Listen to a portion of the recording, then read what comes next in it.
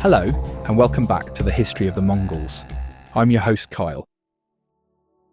Most scholarly accounts of the Mongol invasions of Japan tend to conclude with the dramatic 1281 typhoon that obliterated the Yuan fleet off Kyushu. Yet this vivid ending's only part of a much deeper story. Kublai Khan's ambitions to bring Japan under Mongol authority did not end with that failed invasion, and the broader consequences of these campaigns were profound for both Japan and the Yuan Empire. Our previous two episodes explored the 1274 invasion, the compelling story of Takazaki Suenaga, a samurai who fought in both campaigns, and touched upon the events of 1281. In this episode, we will analyse the aftermath, examining how the invasions reshaped military, political, and cultural landscapes on both sides. Let's begin with Japan. While the destruction of the Mongol fleet in 1281 was hailed as a great victory, the Japanese response was cautious and measured. In the immediate aftermath, Japanese forces systematically hunted down and killed surviving Mongol and Korean soldiers. Chinese troops, however, were often spared and enslaved, though only a few ever made it home. Despite their success, the Kamakura shogunate remained wary.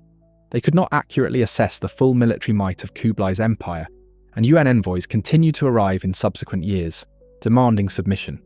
Expecting another invasion, Japan stayed on a permanent war footing. Garrisons were maintained, the massive defensive walls around Hakata Bay were kept in good repair, and coastal defences were actively manned for decades. The shogunate, known as the Bakufu, even entertained plans to launch a preemptive strike against Korea, the Mongols' key staging ground and a vital source of naval expertise. While these proposals never materialised, they highlight the heightened sense of threat that lingered. The lasting impact on Japanese society was equally significant. Hojo Tokimune, the Shikken or de facto ruler, used the ongoing military crisis to centralise and consolidate Bakufu power, especially over Kyushu, the region most exposed to foreign attack. The complexity of Japan's political system during the late 13th century cannot be overstated. Officially, the Shikken served as regent to the shogun, who in turn ruled in the name of the emperor. Yet real power often rested with the retired emperor, known as the Emperor Emeritus, who, despite stepping down, continued to exert substantial influence behind the scenes, a practice called cloistered rule.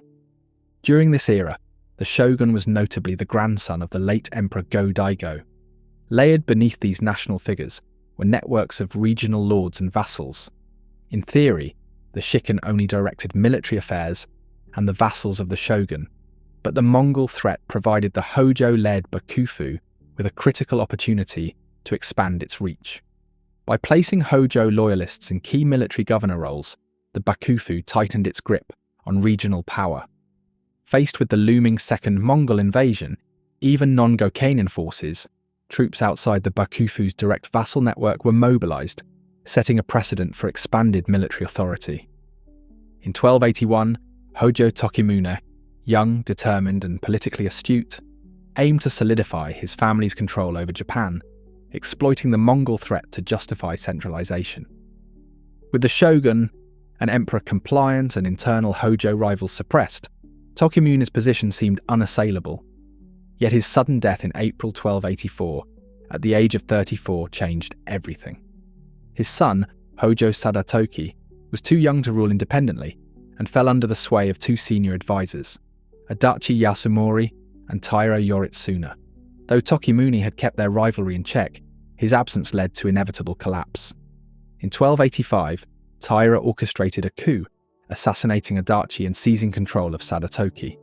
For the next 8 years, Japan was effectively ruled by a regent of the regent, under a shogun subordinate to an emperor sidelined by his retired predecessor. The killing of Adachi Yasumori sent tremors through the Bakufu. Yasumori had been a popular figure, known for his commitment to judicial reform. His death unleashed a wave of suicides, assassinations, and revolts, particularly in Kyushu. The loss of numerous capable officers weakened the Bakufu's administrative capacity at a time when stability was desperately needed. Compounding this crisis was the mounting frustration of the samurai class. Traditionally, samurai expected to be rewarded for battlefield service with confiscated lands, a custom that had fueled the rise of the Gokinin class after the Genpei War. These vassals, granted revenue-producing lands, supported themselves and their heirs while contributing to the Bakufu. But by the late 13th century, these estates had been subdivided across generations, leaving many Gokanin impoverished. To stem the erosion of the samurai class, the Bakufu had even issued decrees in the 1260s forbidding the sale or pledging of lands, ordering their return to original families. For many samurai, the campaigns against the Mongols represented a rare chance to restore their fortunes.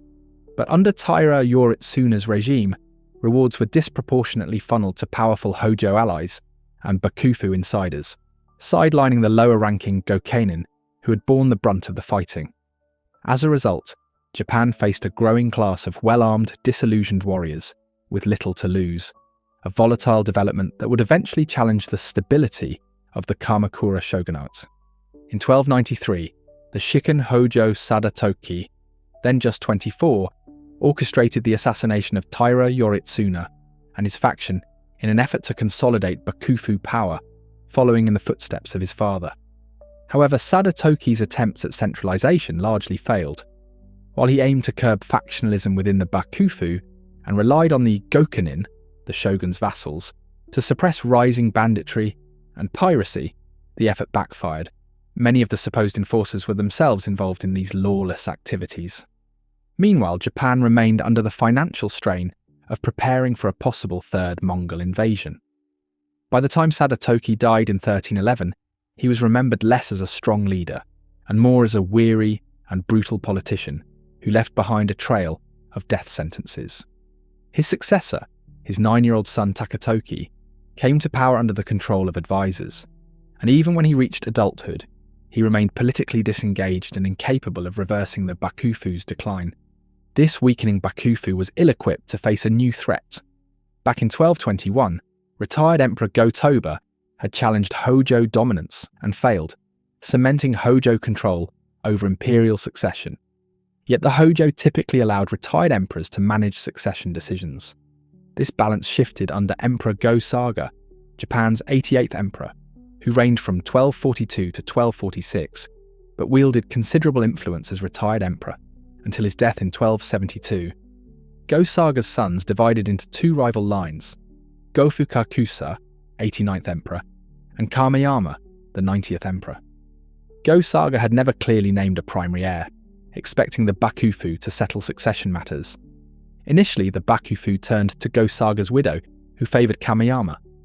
For the first time in centuries, the sitting emperor, Kameyama, exercised authority over his elder retired brother Go-Fukakusa, a subtle but significant shift that began to destabilise the political order. The outcome was a dynastic split, with each brother determined to see his own descendants on the throne. When Kameyama retired in 1274, his son Go-Uda succeeded him as the 91st emperor, angering Go-Fukakusa. To ease tensions, the Bakufu devised an unusual solution. The throne would alternate between the two family lines. Go-Uda would name Go-Fukakusa's son, Fushimi, as his heir, making him the future 92nd emperor. The logic behind this arrangement remains debated. Historian Ishii Susumu suggests it was a calculated move to tighten Bakufu control during the Mongol threat, ensuring no single imperial faction could challenge them. Regardless, the Bakufu's direct interference in succession solidified, and they began forcing emperors to abdicate at the slightest rumour of anti-shogunate sentiment. By the early 1300s, alternating succession became an entrenched institution, and the rivalry between the two imperial branches had hardened into a decades-long feud. By 1318, when Go-Daigo, Kameyama's grandson, ascended as the 96th emperor, the Bakufu imposed even stricter limits, capping imperial reigns at 10 years and forbidding Go-Daigo's children from inheriting the throne. Fortuitously for Go-Daigo, the timing to challenge the Kamakura Bakufu was ideal. The shogun at the time, Go-Daigo's cousin and grandson of Go-Fukakusa, was politically insignificant. Until 1326, the Shikken Hojo Takatoki, distracted and ineffective, headed the Bakufu. After his retirement, leadership fractured further. His immediate successor resigned after a month following an assassination attempt by Takatoki's own mother, who then installed another of her sons, Hojo Moritoki, as the final Shikken. the Bakufu's political leadership was paralysed. Discontent among the Gokinin, vassals, and earlier outbreaks of banditry escalated into full rebellion, with small armies rising across Japan against Bakufu rule. Go-Daigo found eager allies. In 1333, his brilliant general Kusunoki Masashige dealt a decisive blow to a Bakufu army. The aura of Bakufu military invincibility shattered. Key commanders like Ashikaga Takauji and Nitta Yoshisada defected to Go-Daigo's side. Yoshisada's attack on Kamakura led to the mass suicide of the Hojo leadership and the collapse of the shogunate. For the first time in centuries, imperial power was restored, but only for about 3 years. Ashikaga Takauji, however, had not fought for imperial restoration. He sought to establish himself as shogun and replace the Kamakura Bakufu with his own Ashikaga regime. Go-Daigo's failure to reward Takauji and other military supporters by redistributing confiscated lands alienated his fragile coalition. In 1335, Hojo loyalists briefly recaptured Kamakura, providing Takauji the pretext to seize control. Retaking Kamakura, Takauji began acting as shogun, redistributing lands to his supporters. By 1336, he marched on Kyoto, forcing Go-Daigo to flee. Takauji installed a puppet emperor from the Gofukakusa line, while Go-Daigo established a rival court in the southern mountains. Thus began the Nanboku-cho period, the northern Ii and southern courts era, which lasted until 1392, when the two imperial lines were finally reunified. Although the Ashikaga shoguns nominally ruled Japan until 1588, their power never equaled that of the Kamakura Bakufu. Despite their ambitions, the third Ashikaga shogun styled himself King of Japan in foreign correspondence. The Ashikaga's hold weakened, and by the 1490s, Japan entered the Sengoku Jidai, the Warring States period, culminating in the rise of the Tokugawa shogunate. The Mongol invasions critically weakened the Kamakura Bakufu, accelerating internal fractures and hastening its collapse. Beyond this, however, their broader impact was limited. On Kyushu, where the invasions had been fought, they left a strong imprint on local warrior identity, reshaping regional governance and judicial practices, and heightening Bakufu control as defences were maintained for decades. Yet for most Japanese, the invasions had little direct effect beyond political turbulence. Claims that they sparked a heightened Japanese sense of foreignness or national unity are largely anachronistic. Samurai like Takazaki Suenaga viewed the Mongols not as existential threats but as opponents whose defeat might bring personal reward. His own account refers to them as pirates or rebels. There was no emergence of national consciousness in response to the invasions. Outside Kyushu, Japanese interest in the Mongol Wars faded after the 13th century, and only revived in the late 18th century when Suenaga's illustrated scrolls were reproduced and circulated. By then, the samurai class, long without a battlefield role, embraced these heroic tales, not as patriotic triumphs over foreign invaders, but as celebrations of ancestral valour and martial legacy. While knowledge of the Mongol invasion circulated gradually through Japanese history, it was Japan's forced opening under Western imperial pressure in the mid-19th century that reframed these events as an early chapter in a national narrative of Japan versus the world. The Mongol invasions became a popular lens through which to portray Americans and Europeans as foreign aggressors threatening Japan's sovereignty. When the Tokugawa shogunate fell in 1868, and Emperor Meiji became the first monarch in centuries to wield real political power, Japan embarked on a project of modernization that included forging a national historiography modelled on European ideas of the nation-state.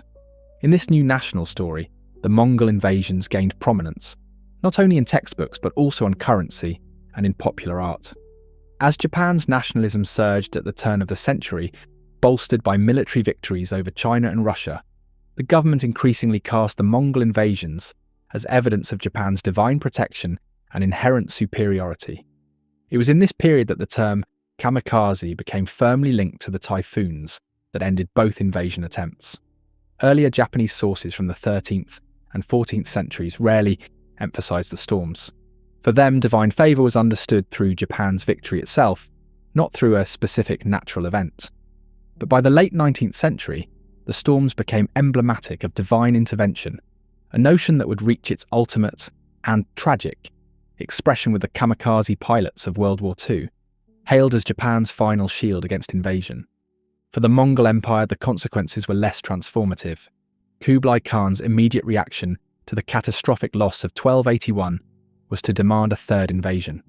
Envoys were again dispatched to Japan, and across his empire, orders were issued for the construction of new ships and the gathering of supplies. Only by 1286 did his advisors succeed in persuading him to abandon the project. Yet the idea never fully vanished. As early as 1280, Kublai had established the Mobile Bureau for the subjugation of Japan in Korea, ostensibly to organise future expeditions. Though it was reorganised several times, this bureau remained the highest authority of Mongol administration in Korea until the Yuan dynasty's collapse in the late 14th century. We will explore Kublai's later reign in future episodes, but by the mid-1280s, he had suffered immense personal and political loss. His most trusted advisors, his favourite wife, and his designated heir had all died, depriving him of the few figures who could temper his ambitions. Isolated and increasingly depressed, Kublai sought comfort in food and drink, succumbing to obesity and gout. His foreign campaigns faltered not only in Japan but also in Vietnam, Burma, and Java, while his empire faced mounting rebellions in Central Asia, Mongolia, Manchuria, and Tibet. By then, Kublai had effectively lost control over the Western Khanates, and the defeat in Japan must have loomed large, not simply as a failed military venture, but as a symbol of his inability to achieve the ultimate Mongol aspiration, global conquest. Yet it was only one of many burdens that marked the declining years of his reign. The immediate economic consequences of Kublai Khan's failed invasions were severe. The enormous costs in manpower, ships and supplies yielded no territorial or material gain, leaving the Yuan state financially strained. To compensate, Kublai pressured his ministers to increase tribute and taxation across the empire. In Chinese historical sources, three figures, Ahmad Fanakati, Lu Shirong, and Sanga, are notoriously remembered as the three villainous ministers. Tasked with meeting the Khan's demands, they were accused of greed, corruption, and moral depravity, from embezzlement to looting the imperial tombs of the conquered Song dynasty. While some allegations were likely exaggerated by disgruntled elites, the broader perception among the Chinese populace was one of misrule and exploitation. This growing resentment effectively eroded much of the goodwill Kublai had initially fostered through his reconstruction projects. The 1280s leading up to Kublai's death in early 1294 became a period marked by increasing mismanagement and corruption, conditions his less capable successors would fail to reverse. Despite the failed invasions, trade between Japan and China did not cease. After Kublai's death, commerce continued, but under heightened regulation imposed by the Yuan government. Japanese merchant ships, wary of instability, often travelled with armed escorts, a precaution that easily blurred into piracy. By the 14th century, Japanese Waco pirates posed a serious threat along the coastlines of both Korea and China, a development that reshaped maritime security and trade in the region. For both Chinese and Mongols, the Japanese left a reputation as fierce and resilient fighters, but little substantive cultural or political knowledge was gained about the island nation. Interestingly, one of the earliest European accounts of Japan comes from Marco Polo, who arrived at Kublai's court after the first invasion. Calling the country Zipangu, Polo offered a vivid, if flawed, description of the Mongol expeditions. He marvelled at Japan's supposed wealth and recounted the storms that destroyed the Yuan fleet, but added an imaginative twist, claiming Mongol survivors had nonetheless managed to capture Japan's capital. This embroidered version likely sought to preserve the myth of Mongol invincibility. Through Polo's writings, Japan appeared on European maps centuries before. Europeans themselves reached its shores in the 1540s, setting the stage for myths and expectations that would long shape European views of East Asia. Our final note is a brief but intriguing one. During the Mongol invasions of Japan, the samurai primarily wielded the tachi, a long single-edged sword with a pronounced curve, designed for slashing from horseback. However, reports from the period suggest that Japanese warriors found the tachi somewhat ill-suited when facing Mongol forces. The heavier Mongol and Chinese swords, often shorter, thicker, and sturdier, paired with iron lamella armour, proved formidable.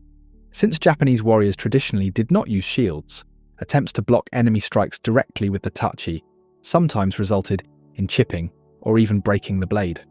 According to one theory, these battlefield experiences sparked a shift in Japanese swordsmithing. Smiths began designing stronger, slightly shorter, and less curved blades that were better suited for close combat against armoured foes. Over time, this evolution contributed to the development of the katana, the iconic weapon most often associated with samurai culture today. In a curious way, the Mongol invasions indirectly influenced the creation of a blade that would become legendary, not only in history, but in global pop culture. Yes, including countless anime heroes. History, after all, has its unexpected twists. This concludes our series on the Mongol invasions of Japan. We hope you've enjoyed listening and perhaps learned something new along the way. In our next episode, we'll return to the broader arc of the Mongol Empire, picking up with Kublai Khan's dramatic campaigns against the Abbasid Caliphate in the 1250s. If you're enjoying the series and want to help support it, you could like the video, make sure you are subscribed to the YouTube channel, and leave a comment to let me know where in the world you are listening from. Thank you, and see you all next time.